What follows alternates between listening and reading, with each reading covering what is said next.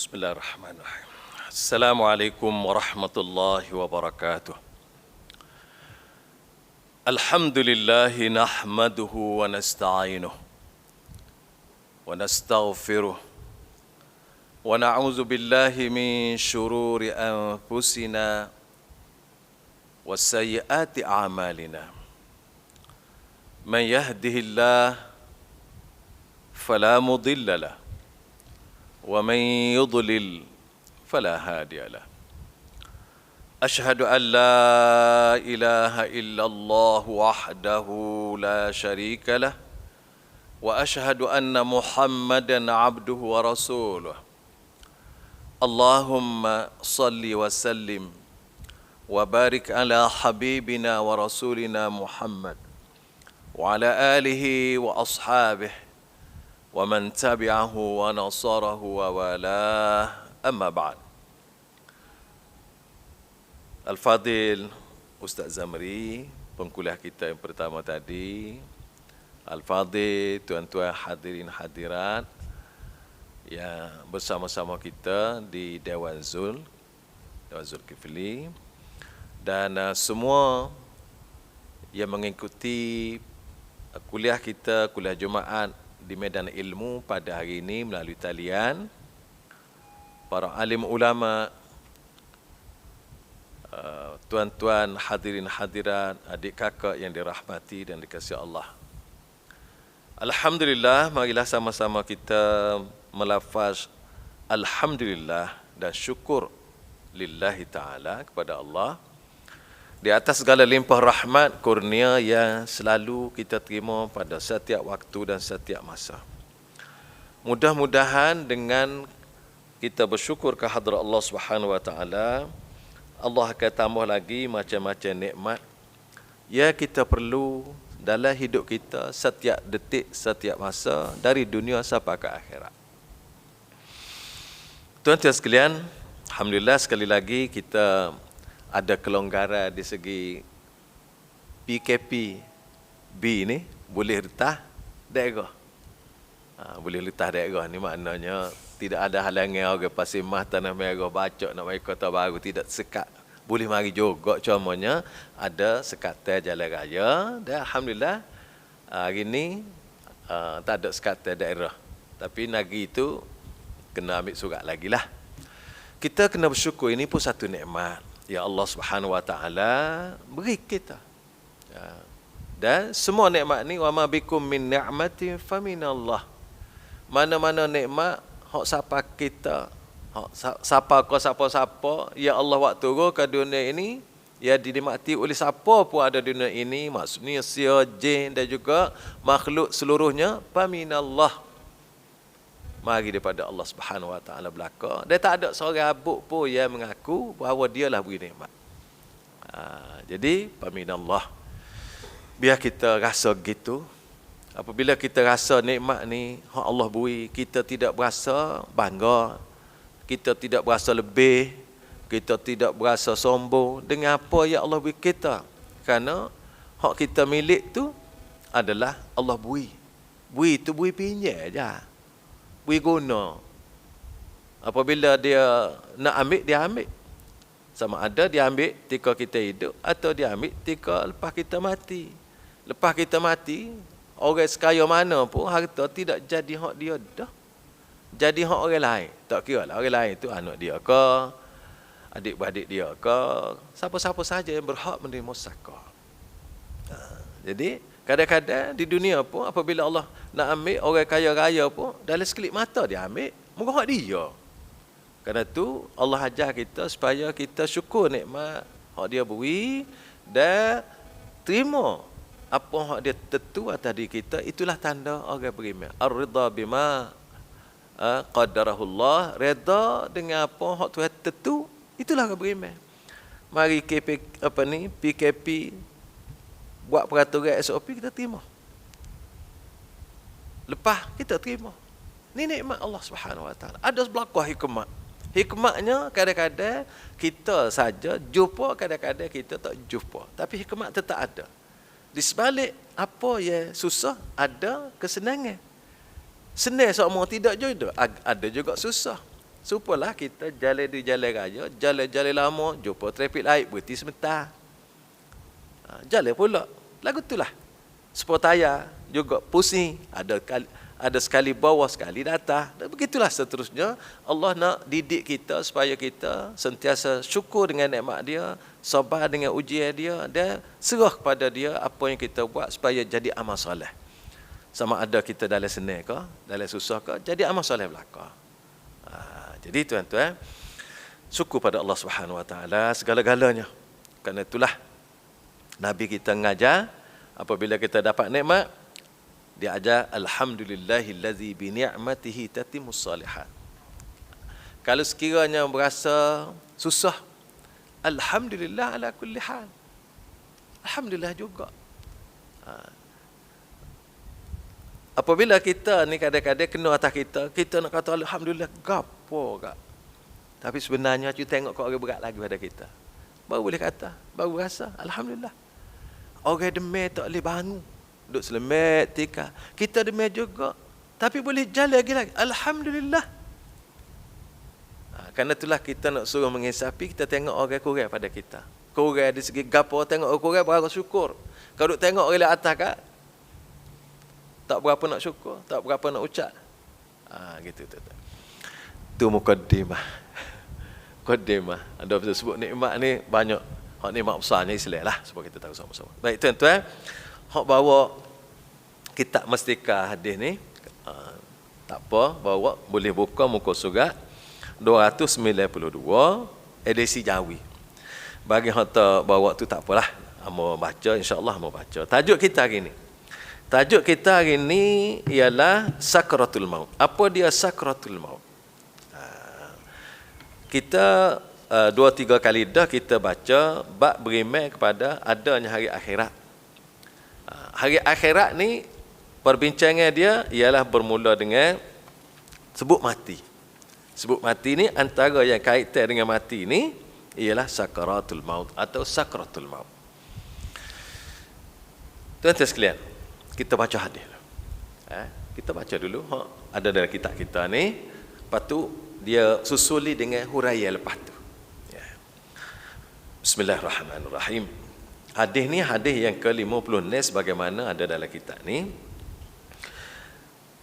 An Aisyah radhiyallahu anha qalat ra'aitu an-nabiy sallallahu alaihi wasallam wa huwa bil maut wa 'indahu qadhun fihi ma wa huwa yudkhilu yadahu fil qadahi ثم يمسح وجهه ثم يقول اللهم أعني على منكرات الموت أو سكرات الموت.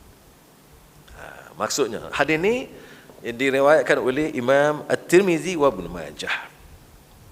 Baik tuan-tuan, maksudnya Aisyah radhiyallahu anha meriwayatkan hadis ni. Hadis ni hadis cerita tentang Nabi dekat-dekat nak mati.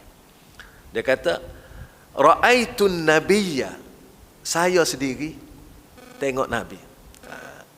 Aku melihat Nabi. Terjemahan ni kita baca dulu. Aku melihat Nabi SAW semasa baginda hampir wafat. Dan di sisinya sebuah bijana berisi air. Ada bekas bijana tu bekas. Dan baginda memasukkan tangannya ke dalam bijana tersebut. Lalu menyapu mukanya, ambil masuk tangan, air sapu muka, ya. Summa qal, summa yamsahu wajhahu summa yaqul. Kemudian dia sapu muka dia. Sesudah itu baginda berdoa. Nabi doa, Allahumma a'inni ala munkaratil maut au sakaratil maut. Allahumma ni ya Tuhanku, wahai Tuhanku, berilah aku atau berilah kepada aku atau tolonglah aku terhadap penderitaan maut atau sakaratul maut yang sedang aku hadapi. Tuan-tuan, hadis ni ialah hadis yang Aisyah radhiyallahu anha, isteri Rasulullah sallallahu alaihi wasallam, dia cerita bagaimana kedudukan sakaratul maut Rasulullah. Ada hadis lain lagi Hak ni dia cerita doa Rasulullah. Ada hadis lain lagi, dia riba Rasulullah. Palanya duduk atas riba dia. Gitu. Kita baca hadis lagi. Hadis ni ada lagi. Wa anha aidha. Dari dia juga. Qalat ma aghbitu ahadan bihauni mautin ba'da alladhi ra'aitu min shiddati mauti Rasulillah sallallahu alaihi wasallam. Hadis ni diriwayatkan oleh At-Tirmizi dan An-Nasa'i. Daripadanya juga, daripada Aisyah juga meriwayatkan juga peristiwa berhubung dengan mati. Dia kata apa? Aku tidak memandang elok atau merasa iri hati kepada sesiapa pun dengan sebab mudah dan ringannya sakaratul maut yang dialaminya sesudah aku melihat kesukaran Rasulullah sallallahu alaihi wasallam menghadapi sakaratul maut. Dia ada masih hubungnya dengan itu lagi. Jadi dia nak cerita, kalau aku kelih lah lepas ni, jumpa lah lepas ni orang mati mudah, aku tidak iri hati. Aku tidak iri hati, tak ada gapo-gapo. Sebab kadang-kadang benda-benda lagu ni, kita sebagai orang learn hidup ni, kita tak berasa bagi-bagi, kita tak kecek benda lagu ni. Kita pun jaga-jaga pergi dekat orang mati kecuali anak beranak kita terdekat. Jadi Aisyah ni dia kata, dia mikir hak ni supaya kita boleh faham hak dia mikir bahawa lepas ni kalau sekiranya orang mati ni susah, tidak pelik. Kalau sekiranya orang mati ni payah, aku tidak rasa pelik juga. Dan aku tidak iri hati pada orang mati mudah ni. Tak. Dia sarah ada belakang ni, insya-Allah. Selepas aku tengok Rasulullah sallallahu alaihi wasallam sakit nak mati. Sakit. Bukan kata gigit mudah-mudah je. Kayak kita biasa dengar kata mudah mati dia. Mudah setara mana pun sakit. Sakit. Tak ada sakit. Cuma orang di antara satu sama lain itu dia berbeza. Dan apa ni, ada orang ni lagu ni, orang ni lagu ni, orang lagu ni. Dan sakit mudahnya mati ni bukan tanda-tanda gapo-gapo. Tandanya Allah dakwi kepada seorang itu ya. Kita nak kata dia ni mudah mati kerana guana-guana, kau dulu. Orang ni payah mati kerana guana-guana, kau dulu. Sebab bahagian tak boleh nak tahu. Kita akan tengok penerangan lepas ni. Hadis ketiga ni hadis nombor 58. An Anas radhiyallahu anhu anna Rasulullah sallallahu alaihi wasallam qala inna ar-rabb tabaraka wa ta'ala yaqul wa izzati wa jalali la ukhriju ahadan min ad-dunya uridu aghfiru lahu hatta astawfiya kulla khati'atin fi 'unuqi bisaqamin fi badanihi wa ibtiqari fi rizqihi. Maksudnya daripada Anas radhiyallahu anhu. Anas kalau sebut Anas ni Anas bin Malik.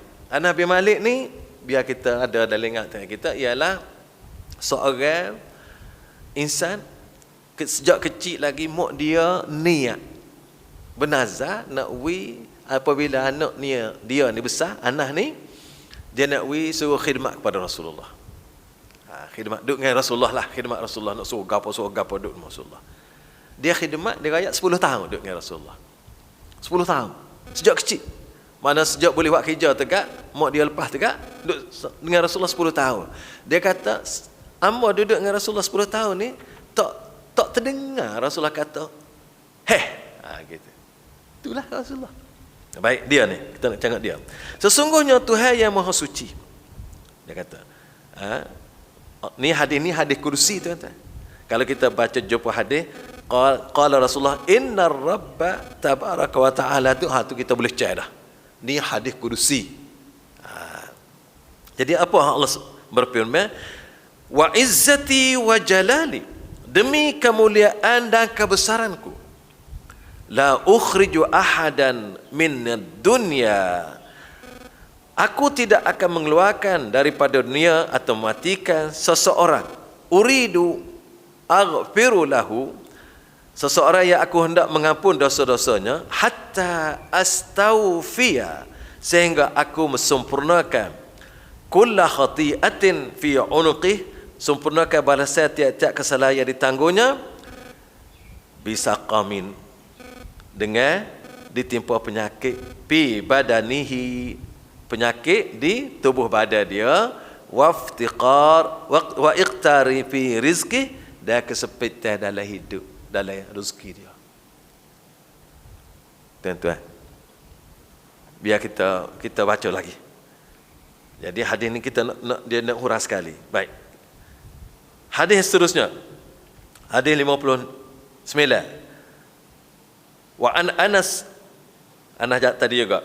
Radhiyallahu anhu qala dakhala Rasulullah sallallahu alaihi wasallam ala syabin wa huwa fil maut faqala kaifa tajiduk qala arju Allah ya Rasulullah wa inni akhafu dhunubi faqala Rasulullah sallallahu alaihi wasallam لا يجتمعان في قلب عبد في مثل هذا الموطن إلا أعطاه الله ما يرجو وآمنه مما يخاف. Maksudnya, daripada Anas juga radhiyallahu anhu katanya, Rasulullah sallallahu alaihi wasallam bersabda, Rasulullah sallallahu alaihi wasallam telah pergi menziarahi seorang pemuda sedang berada dalam keadaan hampir mati. Mana dalam keadaan dekat-dekat dan azab, boleh kecek lagi ni. Lalu Rasulullah bertanya kepada pemuda tadi, bagaimana keadaanmu? Lagu mana? Rasulullah tanya. Pemuda itu menjawab, aku berharap kepada rahmat Allah ya Rasulullah, dan aku takutkan balasan buruk dari sebab dosa-dosaku. Menerangkan yang demikian, Rasulullah sallallahu alaihi wasallam bersabda, tidak berhimpun dalam hati seseorang dua perkara itu, harapan dan takut, pada saat seperti ini, melainkan Allah akan memberikannya apa yang diharapkan dan menyelamatkannya daripada apa yang ditakuti. Rasulullah pergi melawat seorang pemuda yang sedang dalam keadaan hampir mati, tapi boleh kecek lagi. Rasulullah tanya, lagu mana? Lagu mana tu umum, tapi dia royak dia. Rasulullah, hamba takut benar dengan dosa hamba. Takut benar dengan dosa hamba buat. Dan hamba harap benar Allah hapus kat hamba. Takut dah harap. Rasulullah kata, apabila beripu dua perkara lagu ni duduk dalam hati seseorang, dalam suasana lagu ni, Allah akan kabul hak dia nak. Harapnya Allah maaf dosa-dosa tu, Allah maaf. Takut balasan buruk, harap pada rahmat Allah.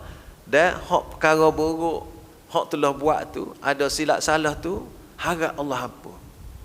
Dua, harap rahmat, harap ampun. Rasulullah kata, mana-mana orang dalam suasana lagu ni, harapan dia tu Allah akan terima. Sebab orang dalam keadaan dekat nak mati ni, dia doa betul-betul minta dengan Allah. Dia khusyuk betul. Tidak supaya, mungkin supaya kita sepaham lah. Kadang-kadang doa mulut bobe-bobe, hati tak tahu ke mana. Itu berlaku banyak tak? Supaya kita duduk masjid, tu imam doa. Kita duduk kecek dengan saya kita, lagu mana.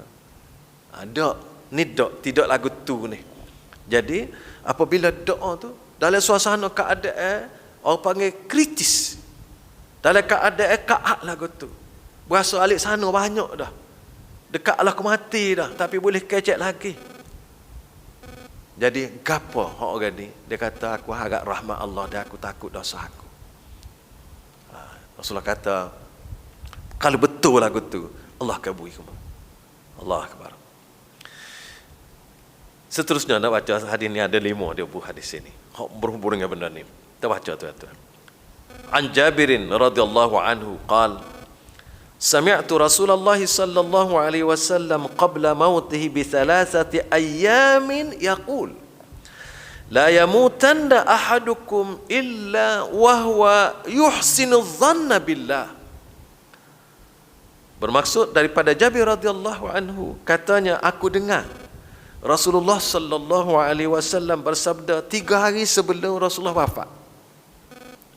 3 hari sebelum Rasulullah wafat, Rasulullah kata gapo Rasulullah kata, la yamutanna ahadukum, jangan seseorang kamu mati, illa wa huwa yuhsinu dhanna billah, melainkan dia berkeadaan menaruh sangka baik terhadap Allah dengan limpah rahmat dan kemurahannya.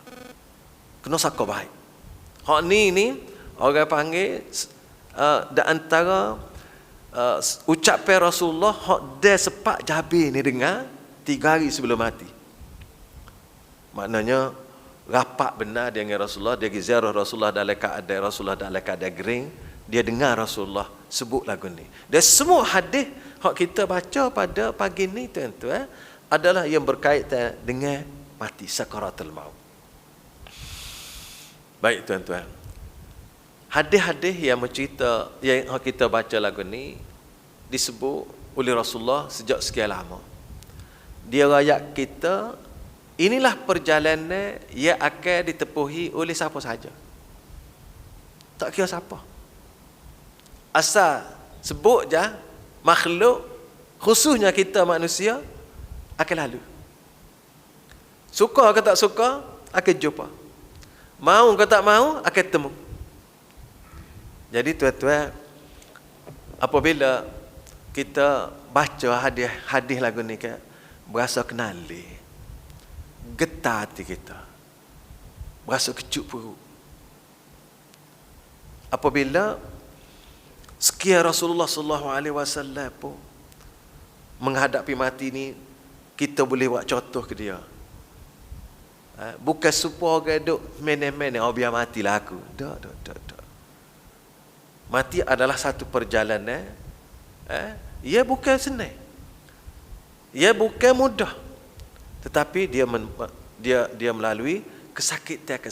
Sakarat ni, sakratul maut, sebab sekali sakit, sakarat. Kesakitan ya banyak. Bukan sakit tu banyak. Jadi kita tengok syarah yang diberikan oleh dalam kitab ni oleh kalau kitab ni kita tengok gak almarhum Tok Peti kita, Tok Gua Jina dulu.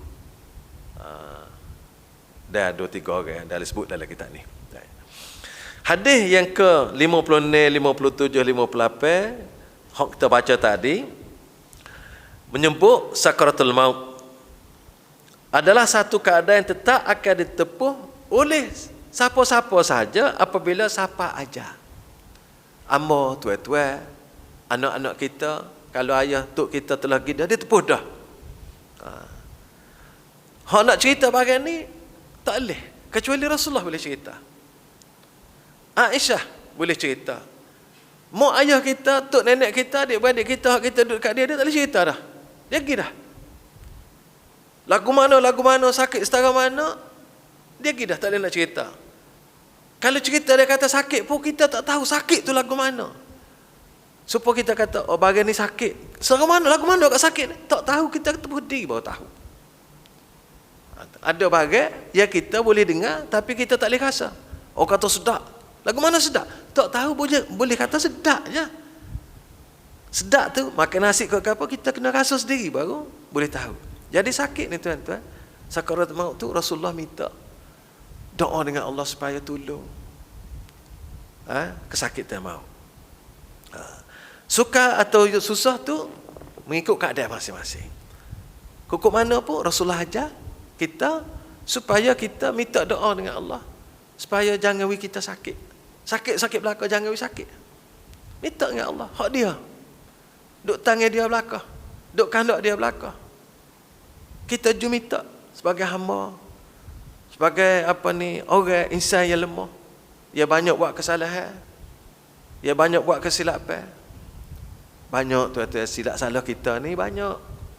Biar kita ngaku sendiri. Biar orang tak kata apa, kita ngaku. Banyak Allah suruh kita tak buat. Ada kadang-kadang kalau Allah larang kita pergi buat. Kita banyak duk tengok hak Allah larang. Hak Allah larang. Kita duk perhati hak Allah larang tak sebab sebenarnya hak Allah suruh tu juga kadang-kadang terlepas tinggal. Jadi kita kena rasa satu kesalahan. Apabila kita rasa salah, kita marilah nak taubat, nak minta maaf dengan Allah Subhanahu Wa Taala, minta ampun. Apabila Allah ampun, maka di antara perkara yang kita minta ialah supaya kalau kita ditakdirkan Allah nak ambil sehari tengah hari, dina hari, malam, kau siang, yang dia tentu, kita minta mudah kita. Kita minta jangan sakit. Sakit tu sakit juga. Rasulullah kata sakit, siapa-siapa sakit. Tapi sakit yang tidak sakit. Sakit yang ringan. Gitu. Baik tuan-tuan. Walaupun demikian keadaannya sakaratul maut tidaklah mendatangkan banyak atau tidak nasib seorang selepas itu. Tidaklah menandakan baik. Ni dia hurah. Sakit ke tak sakit ke, orang mati tadi tidak ada boleh buat ukuran dia baik tak baik. Rasulullah sakit juga. Oh, tak ada lah Rasulullah. Insan yang paling Allah sayang. Habibullah, Khalilullah. Dua aja Allah sebut Khalilullah, iaitu Nabi Ibrahim dan Rasulullah. Huma khalilan. Dua-dua ni kekasih Allah. Pun begitu Allah tengok kepada Aisyah Rasulullah sakit. Kerana maksud hadis-hadis yang tersebut dapat dipaham bahawa susah suka yang terdapat pada sakaratul maut itu memang ada hikmatnya. Iaitu boleh jadi Allah Subhanahu Wa Taala hendak membersihkan kesalahan-kesalahan yang telah dilakukan oleh seseorang itu, atau hendak menggandakan pahala dan meningkatkan derajatnya. Itu dia. Sini ada dua perkara. Iaitu kalau sekiranya orang beriman, orang soleh sakit nak mati, susah nak mati, kita jangan tomoh. Jangan nak kata adalah tu barang-barang tak kena tu. Jangan. Kita kena beradab dengan diri kita, jaga mulut kita, beradab dengan Allah. Sebab kita duk kata hak barang kita tak tahu, tidak beradab dengan Allah. Dan juga duk tomoh kat orang, tak molek.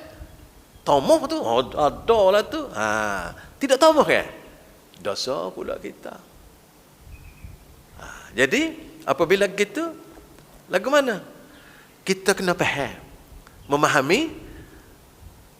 Kalau nampak susah pun, sama ada Allah nak buat segala dosa-dosa yang masih ada, kita baca di tekak dia, di atas diri dia, di badan dia, Allah nak buat, ataupun Allah nak tinggi lagi derajat dia, nak tinggi lagi kedudukan dia, nak tambah lagi pahala dia. Alhamdulillah.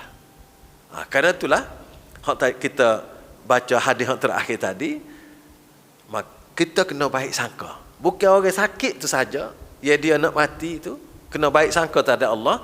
Kita juga apabila kita tengok sesuatu perkara, kita kena baik sangka terhadap penentuan Allah Subhanahu Wa Taala dan kepada orang. Jangan jahat, tak boleh jahat sangka buruk kat orang tak boleh. Kena baik sangka. Baik sangka ni amal soleh. Baik sangka ni amal soleh. Alhamdulillah. Oleh itu tidak benar anggapan sebahagian orang menyangka bahawa beratnya sakaratul maut itu menandakan kemurkaan Allah, dan ringan pula menandakan keredaan Allah. Tidak gitu. Kita diberi penerangan, orang yang mudah tu bukan tanda dia molek. Orang susah bukan tanda semestinya dia buruk. Jangan duk kita buat andaian-andaian. Baik. Sebab itulah Sayyidatina Aisyah radhiyallahu anha berkata, aku tidak merasa iri hati kepada seseorang yang sebab senang keadaan ketika ia mengalami sakaratul maut setelah aku melihat Rasulullah sallallahu alaihi wasallam sendiri mengalami sakaratul maut dengan keadaan yang agak sukar. Nampak sukar, nampak payah. Baik. Dalam hubungan ni Sayyidina Umar bin Al-Khattab radhiyallahu anhu ada sebut kata-kata, apabila seorang mukmin masih menanggung sedikit dari dosa-dosanya, dosa yang tidak dihapuskan oleh amal baiknya, Allah akan menjadikan menderita susah sakaratul maut supaya ia dengan penderitaan yang demikian itu dapat mencapai tingkat martabatnya di dalam syurga. Adapun orang yang kafir pula, apabila ia melakukan sesuatu perkara yang baik di dunia, maka Tuhan memudahkan ia menghadapi sakaratul maut supaya dengan itu dapat ia menerima balasan kebaikan itu di dunia, kemudian ia akan terus ke neraka pada hari akhirat kelak. Jadi dia juga kata, dia tidak Islam tapi mati mudah. Ni pandangan ni Sayyidina Umar royak. Jangan kita membuat anggapan yang tidak baik. Kalau sekiranya seseorang itu seorang mukmin, seorang salihin, ya kita tengok dia nak mati tu agak payah, sukar, maka kita kena sangka baik. Antara sangka baiknya ialah Allah nak mengangkat derajat dia, Allah nak beri lagi pahala ke dia. Boleh jadi ada dah banyak dah amalan baik, dan amalan baik hak kita hak setiap orang termasuk kita buat tu, dia akan mengkifarat dosa.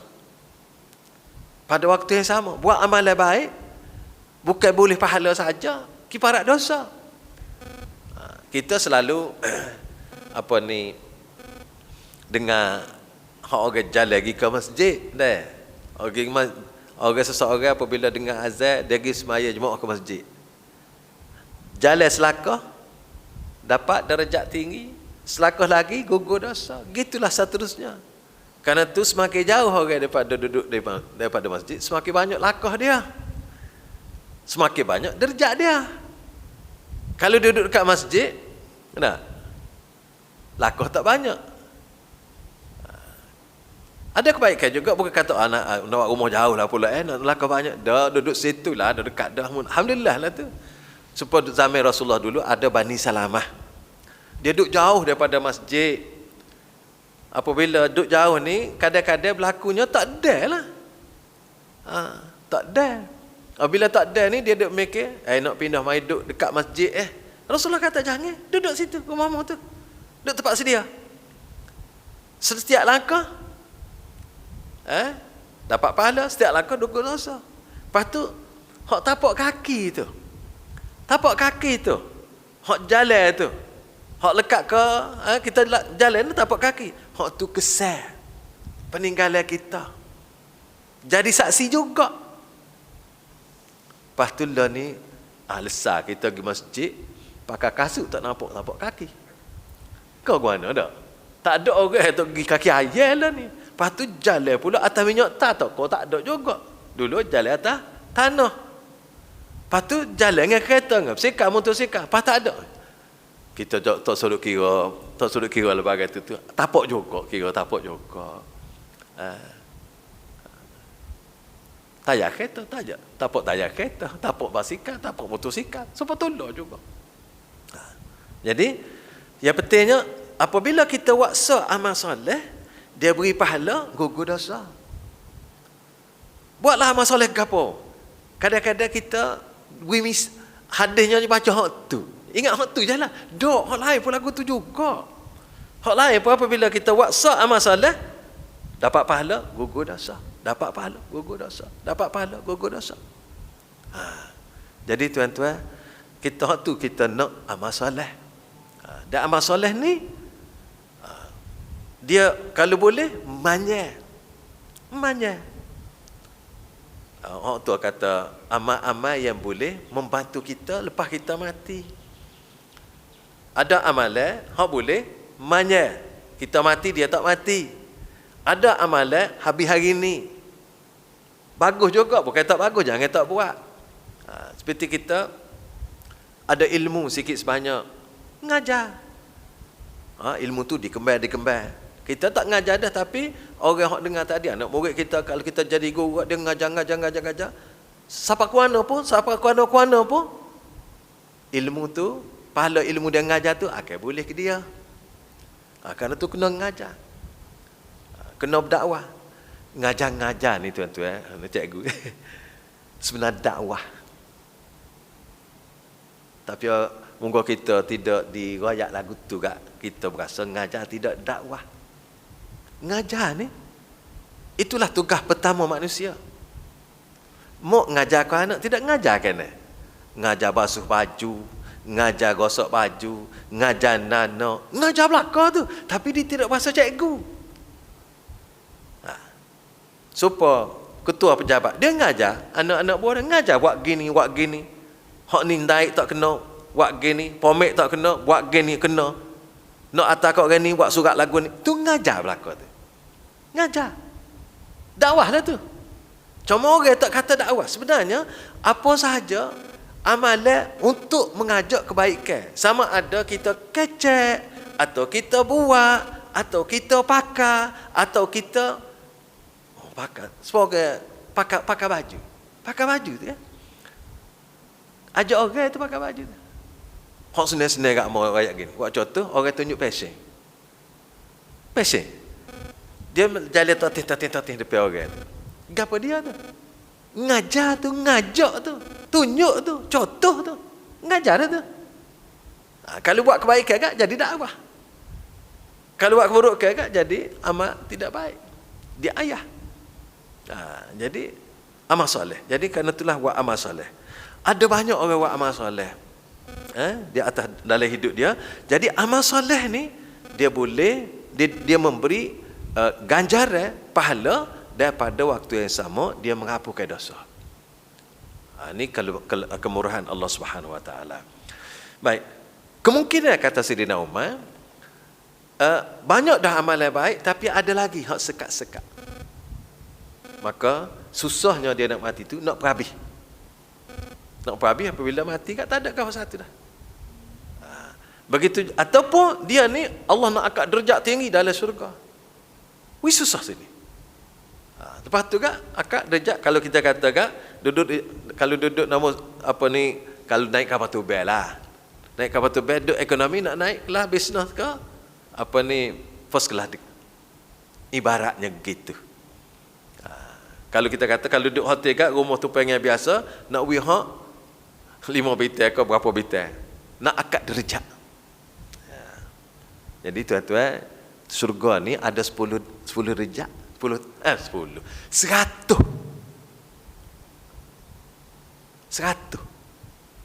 kelas 100 darajat. Satu derajat dengan derajat seperti bumi dan langit. Hak paling bawah sekali daripada Perak.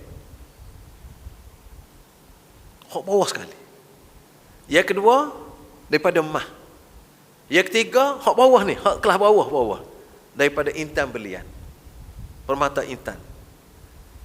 Lepas tu hak ni Rasulullah sebut, Nabi Musa tanya Allah, lagu mana gak surgamu ya Allah?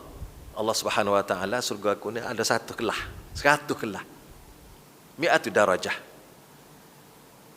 Jadi Nabi Musa tanya hak kelas hak paling bawah kali. Iaitu daripada perak. Semua perkakasan semua daripada perak. Bawah surga tadi daripada kasturi. Tanahnya daripada kasturi. Bau sedap.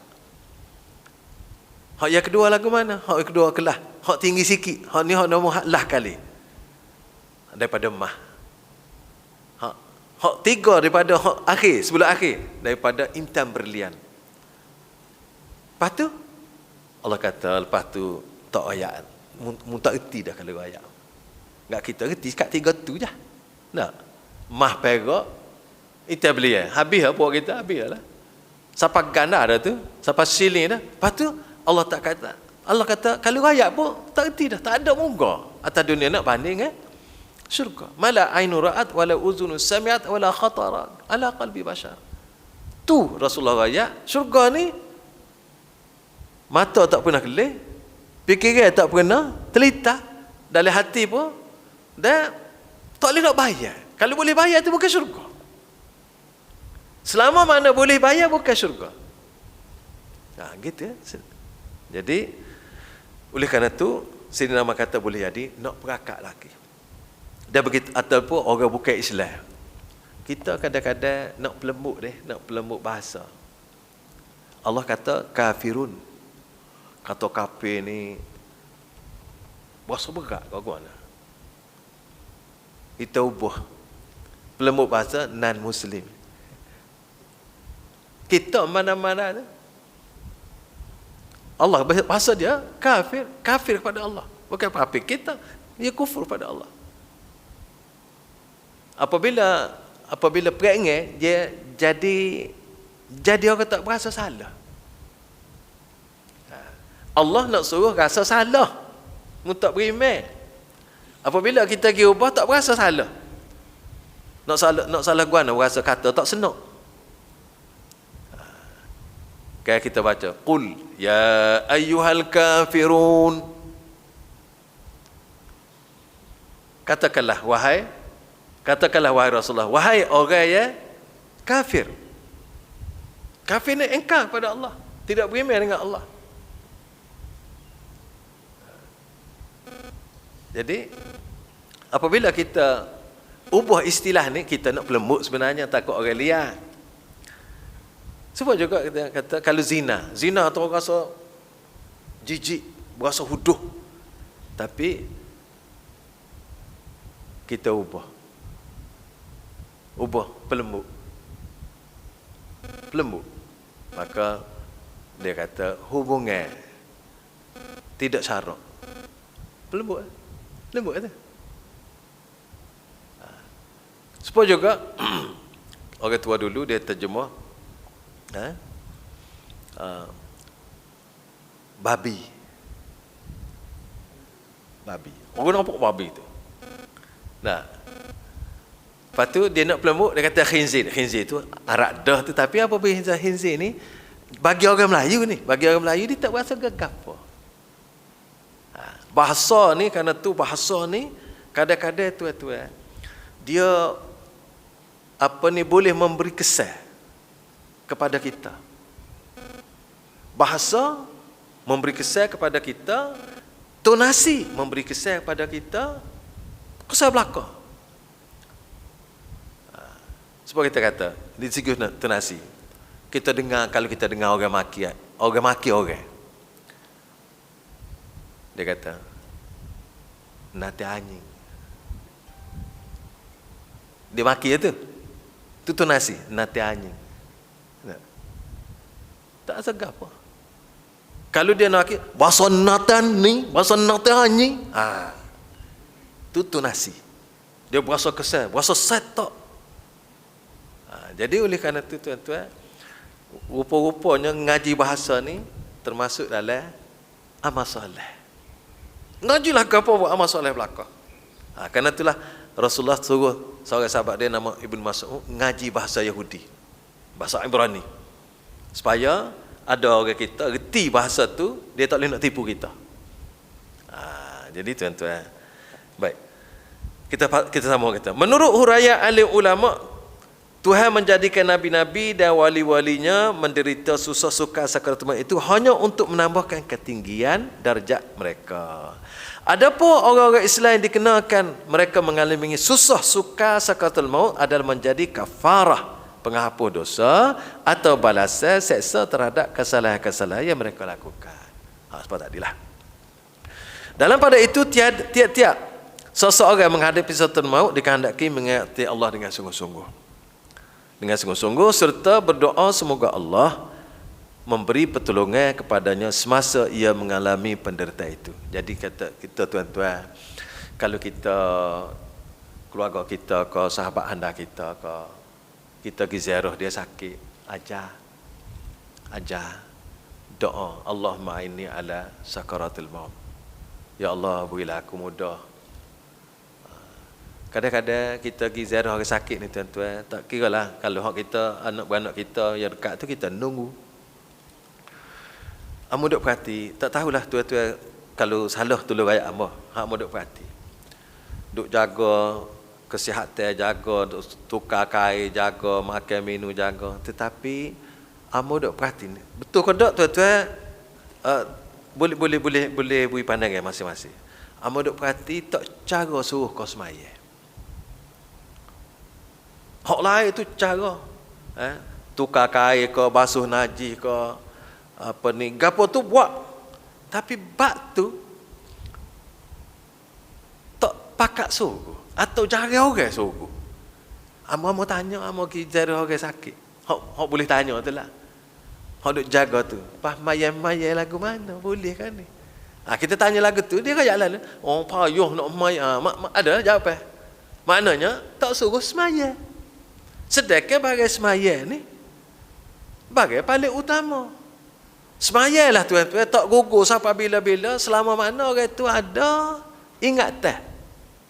Duduk keadaan lagu mana. Asal masih ada ingatan, gugur semaya tak gugur. Haji gugur, puasa gugur. Haji tak payah buat, dah tak mampu. Haji tak payah buat. Dah tak mampu, tak lagi. Pas tak ada piti pula, kau tak lagi pula. Nak upah pun tak boleh, dah tak ada.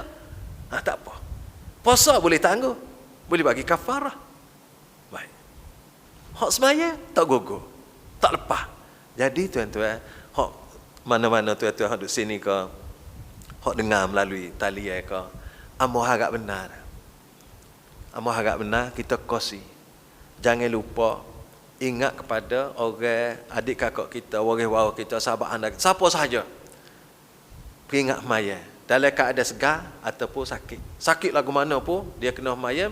Kerana itulah antara sebab ni, antara sebab orang apabila sakit tak mayat ni, antara sebabnya ni ialah dia tak tahu, tak reti nak mayat ketika sakit. Itu sebab. Kerana di antara kita tidak caralah mana belajar semaya ni, kita belajar semaya ketika kita segar. Tapi ketika sakit, walaupun ada dah orang ngajar, ada dah cara-cara dia buat di hospital, tetapi dia tak biasa buat. Apabila tak biasa buat, payah nak buat. Kerana itulah kalau kursus kau buat kursus semaya ni, antara kursus semaya ketika sakit. Biar ada maklumat ada pun tak reti nak buat. Tak boleh nak buat juga. Kita klik di rumah, kita beli, klik baca buku. Kadang-kadang tak faham. Kena buat praktika. Tunjuk contoh, tunjuk cara. Jadi tuan-tuan, biar kita ingat benda sakaratul maut tadi.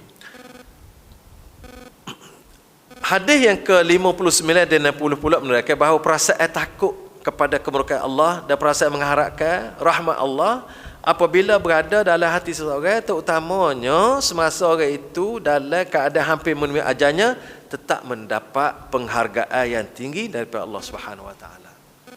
Kita apabila kita pergi ziarah orang sakit, kita kena royak ke dia, kena baik sangka terhadap Allah, mohon keampunan dengan Allah, harapkan keampunan rahmat Allah Subhanahu Wa Taala. Dia apabila kita orang kita ni boleh jadi, kita nak ayat benda tu takut dia kecil hati. Dia kata ajar aku nak berasa aku nak mati dah. Takut jadi lagu tu, tapi tak apa tuan-tuan. Kita royak dengan cara ikhlas. Dalam suasana lagu ni kena baik sangka terhadap Allah, dan kita kena yakin Allah mengampunkan kita dan Allah akan memberi rahmat kita kalau kita harap betul-betul. Sebagaimana hadis yang diceritakan oleh Anas tadi, di mana Rasulullah pergi ziarah seorang pemuda yang dalam keadaan hampir mati. Dan kita kena ambil ajaran daripada Rasulullah kata tadi. Siapa-siapa yang ada dalam hati dia, dalam suasana lagu ni, iaitu dalam keadaan dekat-dekat nak mati, dia mengharap rahmat Allah, dia takut pada Allah, Allah akan beri ke dia. Kita pun kita minta lagu tu tuan-tuan, kita akan jadi ke situ juga kita. Jadi kita kos hari ni, semoga apabila kita sapa kita tu benda tu lagu tu, harap sangat pada rahmat Allah, takut sangat seksa dia. Dan gitu juga tuan-tuan, dalam hidup kita kita rasa duk lagu ni segar-segar ni, tak tahu mana-mana, tak tahu apa-apa kita lah ke depan lagi dengan mati ni. Kerana itulah apabila kita buat amalan, kita buat kerja buat, lepas amalan kita buat tu, kita kata ya Allah ya Tuhan aku buat amalan ni, aku harap mu terimalah amalan soleh aku ni. Dan kita lepas amalan yang kita buat tadi, bainal khawfi war raja, dan antara takut Allah tolak dan harap Allah terima. Supaya juga kita semaya tuan-tuan. Kita buat apa pun, biar ada dalam hati kita ku bimbang Allah tak terima amalan kita. Biar ada bimbang. Dan harapnya Allah terima. Walaupun kita buat tidak sesempurna sebagaimana yang sepatutnya kita buat. Kita panggil, kalau kita buat ni tak cukup spek lah kata-kata. Tak cukup sempurna sebagaimana ya Allah nak Rasulullah tunjuk. Tuan-tuan, kita kadang-kadang kita puasa. Kita puasa. InsyaAllah dalam sebulan lebih lagi kita nak puasa Ramadan pula. Kita puasa. Puasa kita tu cukup kah sebagaimana cara yang dikehendaki oleh Allah dan ditunjuk oleh Rasulullah. Kita boleh nak mengaku juga. Boleh jadi ada salah kelemahan situ, kelemahan sini. Begitu juga sembahyang kita buat tanah hari. Hak fardu tu. Ada juga kelemahan. Ada cacat celah yang boleh jadi. Kita tak tahu mana. Kerana itulah kita harap keampunan daripada Allah. Kerana itu Rasulullah SAW berayat, maya sunat lah. Sunat yang kita buat tadi boleh menampung kekurangan. Kalau ada, hak dalam fardu tadi tak cukup, tak genap, atau terkurang, atau apa sahaja, tak ada sangat lah tuan-tuan. Kalau kita tengok semaya, ada sangat lah. Allahu Akbar tu kan. Tak ingat kau satu pun ada. Kabar-kabar, sudah. Ada sangat. Tak usah kecil hati lah. Tak usah kecil hati. Allah, kita bukan nak kecil hati. Mana tak usah kata kita seorang je. Orang lain pun lagu tu juga. Tapi jangan sedap hati. Ada orang lagu tu juga. Tak apa kita lagu tu. Dah. Tidak kena lagu tu. Maknanya berlaku benda ni dalam kehidupan kita. Kita tak usah kata lah lagu mana-mana pun ada benda ni. Sahabat pun ada dengan juga Rasulullah. Apabila Allahu Akbar tegak, mari belakang dia tu. Kata rewa mari. Hak tak ingat pun ingat mari. Hatta jaga peniti hak duk mana tu lah mari telinga. Pagai tak mana cari mis. Dia marilah. Oh nampak pagai. Bagai-bagai ni berlaku. Sedangkan apabila kata-kata Assalamualaikum warahmatullahi. Tak ada dah. Tak ada dah. Tak ada dah tak tadi. Guano ni. Kerana itulah Rasulullah kata, Rasul sebut, dia kata nak semaya tu kalau berasa gangguan tu, tak, Rabbi baca Rabbi a'udzubika min hamazatis syayatin wa a'udzubika Rabbi an yahdurun. Lu dah lagi. Buat tuan-tuan. InsyaAllah walaupun dia mari juga tidak sebanyak hak tak baca. Mari dia tu. Bukan kerja dia. Apa dia mari kerja dia? Kerja apa dia kata? Ada satu jenis syaitan yang tugas dia diberi tugas oleh bos dia mengganggu orang semaya. Orang tak semaya pun jangan ganggu. Kerja dia tu je. Jadi tuan-tuan, benda ni semuanya kita kena minta dengan Allah Subhanahu Wa Taala. Baik. Sekalipun demikian, tiap-tiap orang Islam, tiap-tiap seorang dalam masa ia masih sihat dan bertenaga menjalankan tugasnya, tertuntut mengambil berat mengisi jiwanya dengan perasaan gerung, gemetar terhadap kemurkaan Allah, supaya ia tidak terdorong mencuaikan suruhannya dan melanggar segala larangannya. Kita hidup sihat-sihat ni pun tuan-tuan, jangan kita ambil mudah. Kerana mati, tak ada nanti. Orang dia kata, amo tahu amo nak mati tu. Hak tu dia sebenar. Yalah. Tak ada orang yang tahu mati. Hak Allah rayaknya tak ada orang yang tahu mati. Supaya juga tak ada orang yang tahu kiamat. Tanda dia bui, tanda mati bila. Wallahu a'lam. Karena itulah kita tengok orang sakit lama tak mati pun. Orang tak sakit mati pun. Mati terkejut, mati tak terkejut, macam-macam mati. Karena itulah mati ni tak boleh nak buat pedoman bila nak mati. Jadi kerana tu apabila kita tak tahu mati ni bila, maka kita kena betul hidup kita dengan Allah, dengan ajaran yang telah diajar dan disampaikan oleh Rasulullah SAW dalam semua perkara, tuan-tuan. Dalam semua perkara. Kita betul hati kita, betul ucapan kita, tutur kata kita, betul amalan kita, dan carilah kebaikan-kebaikan sebanyak mungkin, dan usahalah untuk sama-sama kita pakat-pakat untuk buat kebaikan dan menghindarkan keburukan. Nak buat keburukan, nak buat kebaikan, kadang-kadang kita tak boleh nak buat seorang, kena pakat dengan orang. Begitu juga nak tolak keburukan, kadang-kadang tak gerak nak buat seorang, kena pakat dengan orang. Kerana itulah Rasulullah, Allah Subhanahu wa taala sebut wa ta'awanu 'alal birri wat taqwa. Hendaklah kamu saling bantu-membantu untuk melakukan amal kebaikan dan juga mencapai ketakwaan kepada Allah. Wala ta'awanu 'alal ismi wal 'udwan. Jangan kamu bertolong-tolong bantu-membantu untuk buat dosa dan juga musuhan. Maksudnya orang nak buat jahat ni tak boleh nak buat seorang. Kena pakat dengan orang. Sebagaimana nak buat baik, tak boleh nak buat seorang. Kena pakat dengan orang ramai. Orang kata kalau orang nak buat jahat, kita buat contohlah. Orang nak judi. Allah larang. Boleh judi seorang? Tak ada orang judi seorang. Nak ayatnya, nak buat buruk pun kena pakat dengan orang. Baik. Orang kata, orang curilah. Curi? Dia pergi curi barang orang. Dia pergi curi seorang je. Pada buat apa curi? Kalau barang tu dia nak jual kan, kena jual kat orang pula. Tak boleh nak lagi dengan orang.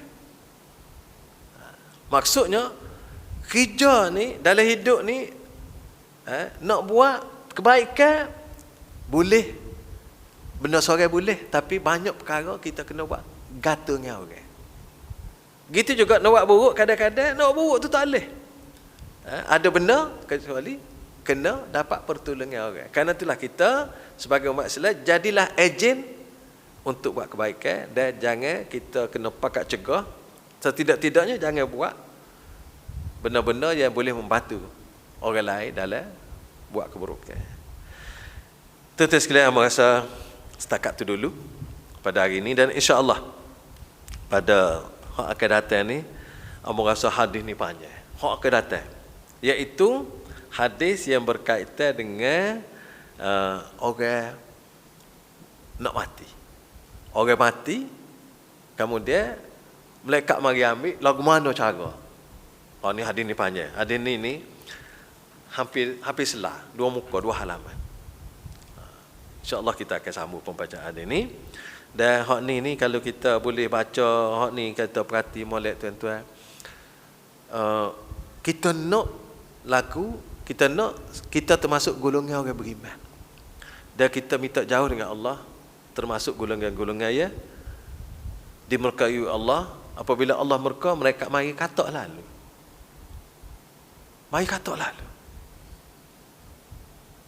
Sebelum katak tu kecek bengih, katak pula.